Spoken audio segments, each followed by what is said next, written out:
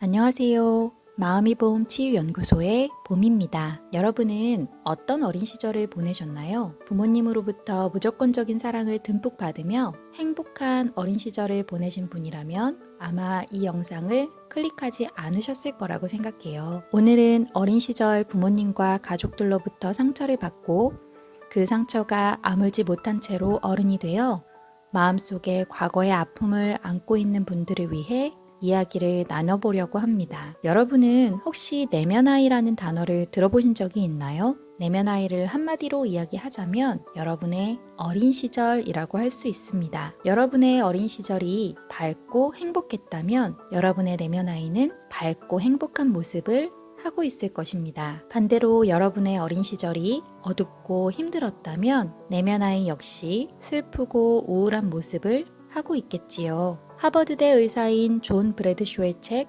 상처받은 내면아이 치유에는 이런 말이 나옵니다. 어린 시절의 크고 작은 상처들을 품은 채로 우리는 성인이 되어서 살아간다. 다시 말해서 상처 입은 내면아이를 품은 채로 겉만 성장하여 어른이 되는 것이다. 그러나 치유되지 않은 상처들은 아직도 우리 안에 남아있으며 불행하게도 가장 가까운 사람들에게 그 상처를 전달하며 살아가게 된다. 우리가 우리 안에 있는 상처들을 발견하지 못하고 치유하지 않는다면 그것은 인생의 모든 문제에서 가장 큰 원인으로 남을 것이다.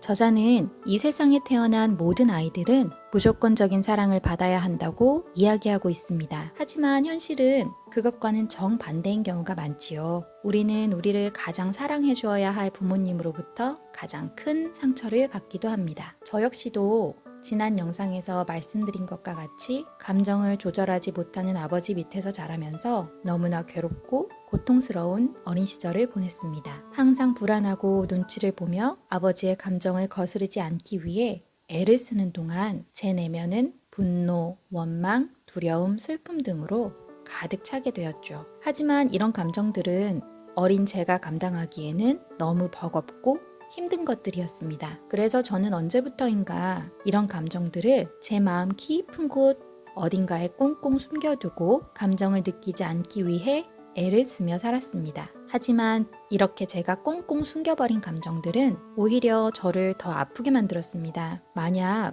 손에 가시가 박히면 어떻게 해야 할까요? 먼저 가시를 빼낸 후에 그 상처에 연고를 발라 아물 때까지 잘 치료를 해주어야겠죠. 그런데 가시를 빼내는 것이 무섭고 아프다고 가시를 뽑지 않고 밴드로 꽁꽁 감싸두기만 한다면 어떻게 될까요? 아마 상처가 덧나고 고름이 생겨서 어느 순간 가벼운 치료만으로는 나아지기 어렵게 될 수 있습니다. 치료 기간도 더 오래 걸리겠지요. 우리의 마음도 마찬가지입니다. 제가 과거에 눌러두었던 감정들은 그 안에서 진물이 생기고 상처가 점점 더 커져서 현재의 저를 계속 아프게 했습니다.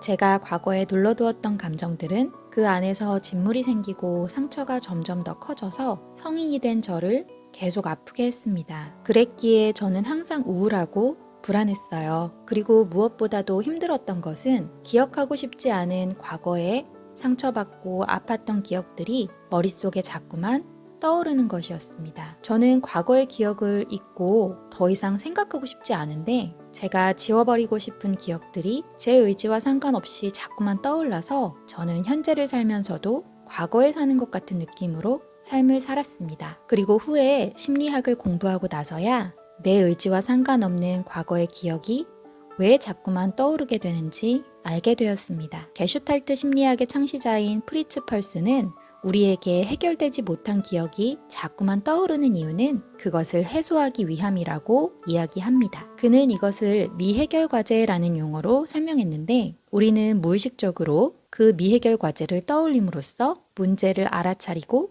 해결할 수 있게 되는 것이지요. 문제를 알아야 문제를 풀 수 있으니까요. 또한 이런 미해결 과제가 많아질수록 심리적인 장애를 일으키는 것도 더 쉽다고 이야기하고 있습니다. 그렇다면 여러분, 어떻게 이 미해결 과제를 해결할 수 있을까요? 즉, 여러분을 괴롭히는 생각들 혹은 해소되지 못했던 감정들로부터 어떻게 하면 자유로울 수 있을까요? 그 방법은 단 하나, 마음에 박힌 가시를 뽑아내는 것입니다. 그리고 마음에 박힌 가시를 뽑으려면 여러분의 내면 아이를 만나 여러분의 감정을 있는 그대로 수용해 주어야 합니다. 사실 감정에는 좋은 감정이나 나쁜 감정이라는 것이 따로 없어요. 어린 시절 우리는 울면 안 된다고 배웁니다. 우는 아이에게는 산타 할아버지가 선물도 주지 않으실 정도로 우리는 우는 것이 허용되지 못하는 사회적인 분위기를 가지고 있습니다. 하지만 우는 것은 아주 좋은 감정 해소의 수단입니다. 상담실에서 저와 만나는 내담자분들 중에 눈물을 흘리면서도 부끄러워하시는 분들이 정말 많아요. 하지만 저는 그럴수록 괜찮다고, 더 많이 울어도 된다고 말씀드립니다. 우는 것은 부끄러운 일이 아니에요. 매우 자연스러운 현상입니다. 화내는 것 또한 무조건 나쁜 것만은 아니에요. 정당한 화는 나를 지키기 위해 자연스럽게 일어나는 반응이니까요. 그런데 과거의 저희 집처럼 자식이 화를 내는 것을 수용하지 못하는 부모님 밑에서 자란 아이들은 화를 내고 싶어도 그것이 잘못되었다고 느끼고 오히려 화내는 자신에게 죄책감이나 수치심을 느끼기도 합니다. 그러면 그 화는 우울로 바뀌게 됩니다. 그래서 우울감을 호소하는 분들의 마음을 더 깊이 살펴보면 그 안에 분노가 들어있는 경우가 매우 많습니다. 그러니 여러분, 자꾸만 떠오르는 원치 않는 과거의 기억으로 괴로우시다면 지금 내가 느끼는 나의 마음을 온전히 수용해 주세요. 여러분에게 반복적으로 떠오르는 생각은 여러분을 괴롭히기 위한 것이 아니라 해소를 통해 여러분을 자유롭게 해주고 싶어서입니다. 그러니 그 생각이 떠오를 때 어떤 감정이 느껴지든 그 감정을 있는 그대로 그냥 느껴주세요. 부모님이 너무 미우신가요? 그래도 괜찮습니다. 그래도 부모님인데 어쨌든 나를 키워주시느라 애썼는데 그때는 부모님도 힘든 상황이었기 때문에 그럴 수밖에 없었을 거야. 이런 식으로 머리로 이해하려고 하지 마세요. 제가 처음에 말씀드렸죠. 내면 아이는 여러분의 어린 시절이라고요. 또한 내면 아이는 여러분 마음속에 있는 어린 아이입니다. 어린 아이는 지금 성인이 된 여러분처럼 어른의 상황을 이해할 수 없어요. 또 만약 아이가 어른의 상황을 이해한다면 그것 또한 건강한 것이 아닙니다. 아이는 아이의 모습일 때 가장 건강한 거예요. 그래서 과거의 아픔에서 벗어나고 싶으시다면 과거의 여러분이 부모님에게 원했던 그대로 이제 여러분이 여러분의 내면 아이에게 해주시면 됩니다. 모든 아이들은 아무 조건 없이 존재 그 자체로 사랑받아야 합니다. 하지만 우리는 공부를 잘하면 사랑받고 어른의 말을 잘 들을 때 인정받는 그런 삶을 살았죠.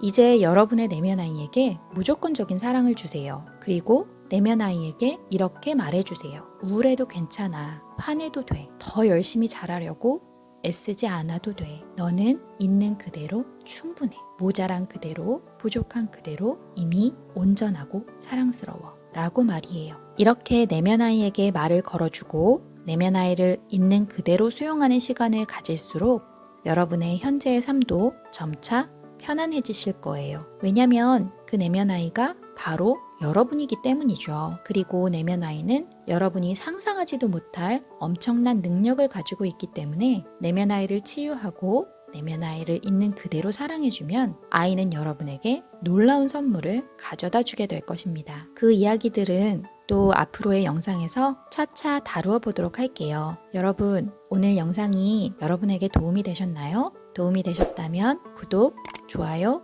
알림 설정 부탁드려요. 그럼 오늘도 치유와 성장이 함께하는 따뜻한 봄날 되시길 바래요. 다음 영상에서 우리 또 만나요. 안녕.